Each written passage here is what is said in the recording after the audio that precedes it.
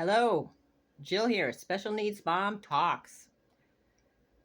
Oh, it's Monday, so I guess I'll start the week off with a bang and talk about sexuality and special needs briefly, because my hair's going nutty and I got to get back to that. And really, it's a tough topic to tackle. All I know is what's happening now is farly inadequate. I believe there's a lot of cognitive dissonance around it, a lot of disconnections between who's saying what to who when in the school, the education system. Um, as parents, we know it's a need. We know everybody has sexual needs, including our offspring that do have special needs.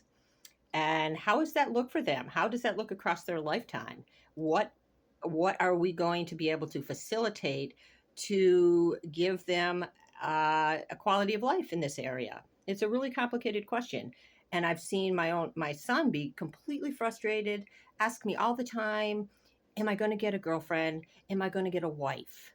You know, I want a normal life." And as I said before, normal is just off the charts anymore. There is no normal, so we'll forget about that part. But just to be what he sees, his parents or his, people, role models in his life having, a relationship, a supportive relationship, and of course, sex is involved in that. And I know that there is education given in the programs that he's been in. What I It's really hard to facilitate opportunities for like getting together. Communication barriers are all over the place. It really falls back down on the parent to facilitate these opportunities, and a lot of times we just don't have the time or energy at this point. So all I know is we're creating a monster here, though, because this needs to happen, and a lot of it's hush hush between just moms talking about it. Uh, or dads or whoever, just kind of on the sly, like, yeah, what are you doing about this? And then it's spoken about, and there's some extreme actions that people take. I understand completely. Well, maybe not completely, but and then there's like with my son, who's perfectly capable of having a relationship, um, and having a sexual relationship, but has no clue about anything around that, any responsibility. I mean, we've talked about it. It's all kind of vague, I think, because it needs to be practiced and put into action in a way that they can access the experience. And that is not facilitated rarely in any of the programs that I've observed.